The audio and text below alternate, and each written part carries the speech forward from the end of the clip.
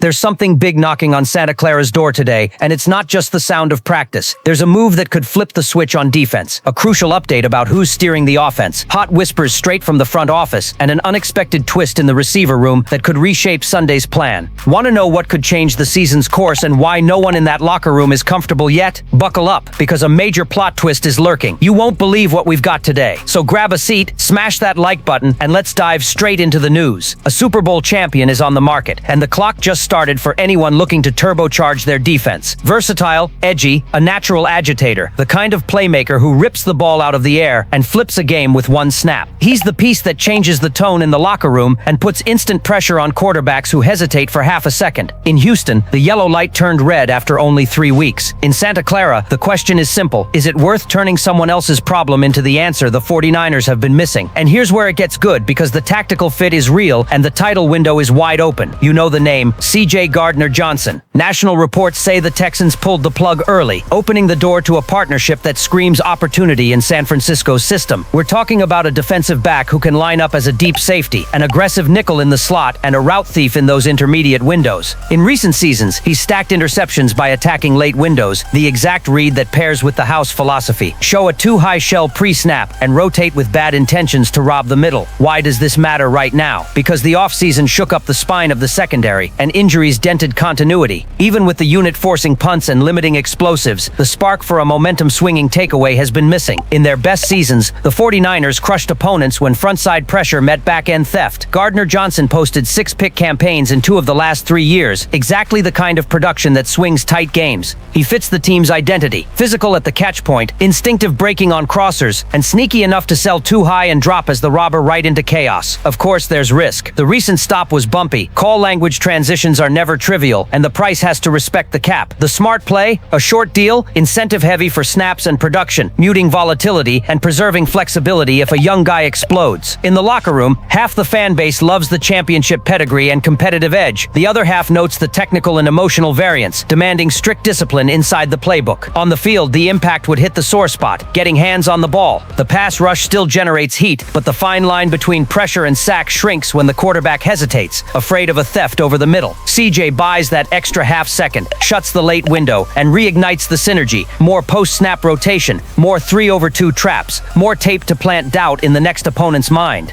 Look at the schedule. Here comes a team that lives off play action and intermediate crossers. Having a nickel with ball magnet traits changes third down script. And that wasn't even the most surprising part of the day, because what comes next messes directly with who's running the offense. Picture fans holding their breath at every presser. Brock Purdy shows up with a confident look, then drops the kind of line that makes everyone pull their hair out. The quarterback swears he's progressing, says he's dropping back and letting it rip, but sidesteps the only question that matters. Is he playing Sunday against the Jaguars? When he cracks a smile and says, "We'll see," the room heats up. The feeling is the decision goes right up to those last minutes of warm-ups. And it's not just him. Mac Jones joined the quote game, making it clear he's ready if called. Practicing hard, hitting all the throws, the veteran keeps insisting he'll be ready either way. That flips the narrative. On one side, the comfort of continuity with Purdy, even with a toe that keeps nagging. On the other, the very real possibility of Jones running more than a handful of snaps, which shakes up the offensive script and even the fan base's confidence.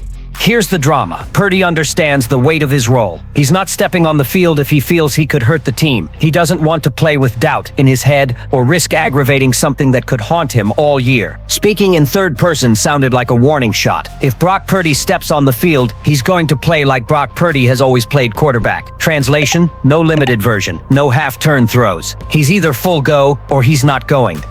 Meanwhile, eyes shift to the medical staff and the moves coming Saturday. If Adrian Martinez is activated, it means the uncertainty around Purdy and Jones is real, and the team needs extra insurance. If he's not, maybe it signals trust in the starter's recovery, or at least in Jones's ability to hold it down.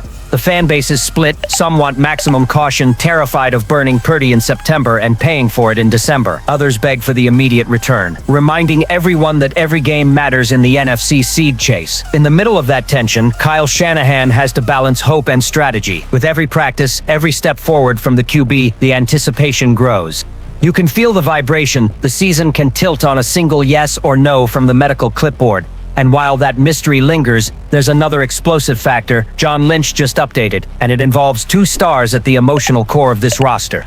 John Lynch decided to lay it all out, and when the GM talks, the faithful listen. Early on the radio, he dropped updates that hit the offensive backbone and reignited hope. First name, George Kittle, the soul, the spark, the emotional engine of this team. Lynch was clear. Kittle's trending the right way, training like a maniac, buzzing like always, but he can't return officially until after the Rams game. The target? The Tampa Bay week. The cherry on top. The mini bye after the Rams gives him extra runway to come back even stronger.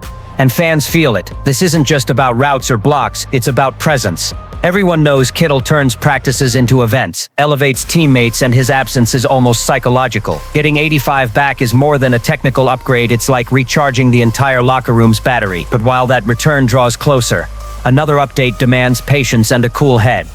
Brandon Ayuk, arguably last season's best wideout, doesn't share the same short-term optimism. Lynch made it clear there have been no setbacks, but reminded everyone, Ayuk's injury is complicated, involving multiple parts of the knee and demanding absolute caution. The message was pragmatic. Ayuk's working his tail off, he's an elite athlete, but it's not time to set a deadline. Translation, don't count on him in the short term, and get ready to live a few weeks without the unique vertical stress only he provides. For fans, the message cuts two ways. First, trust the process. The roster's deep and the staff is finding creative answers even without top stars. Second, if there's ever a moment where patience is feasible, it's now. The schedule helps, and as the defense holds down the fort, the offense can be shaped so there's no need to rush a risky return. Here's the genius of Lynch. Avoid building artificial expectations. If Ayuk surprises and returns early, it's a bonus. If it takes longer, the team's mentally prepared to grind. That balance keeps the franchise steady in the NFL's chaos. Pairing hope with Kittle and patience with Ayuk is the art of managing not just a roster, but the entire season's narrative. The message is clear, this team's strong, but we still haven't seen the full arsenal on the field. And that ties directly to how the staff tweaks the game plan week to week.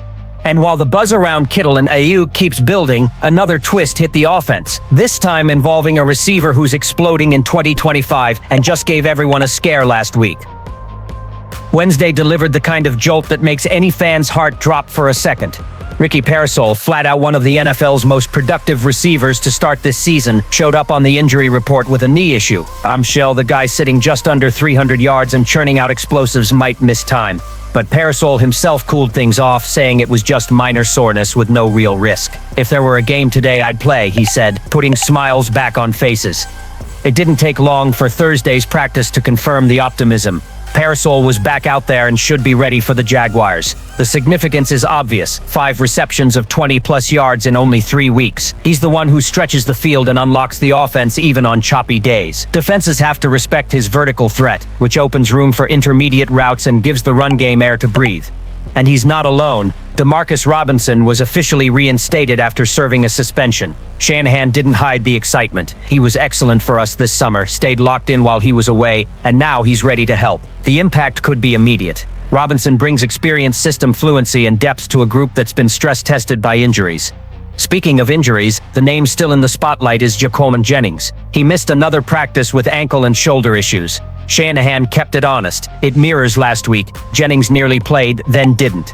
Expect the suspense to linger right up to the final prep window. So the receiver puzzle gets redrawn. Parasol healthy, Robinson back, Jennings a question mark. For fans, it's a mix of relief and nerves. The relief of knowing the most explosive piece is suiting up, the nerves of figuring out how Robinson slots in and who steps up if Jennings can't go. Bottom line, the offense adds options. Shanahan can mix personnel, vary rotations, and surprise with a blend of speed and physicality. Sunday against Jacksonville looks like another depth test, and the fan base has learned nothing about this season is predictable. Just when you think you've seen it all, there's another twist. So here's where we are, a real shot to supercharge the secondary with a champion. A massive question mark at the controls of the offense, transparent updates from the front office, and a receiver room getting deeper right in time for a heavyweight test. The question is simple, which piece moves the needle most for the 49ers right now? A ball hawk arriving, a fully healthy QB, Kittle recharging the locker room, or Parasol flying again? Drop your verdict in the comments. If you enjoyed this, hit like, subscribe, and turn on notifications. We'll be back tomorrow because the season waits for no one. Together we push Santa Clara.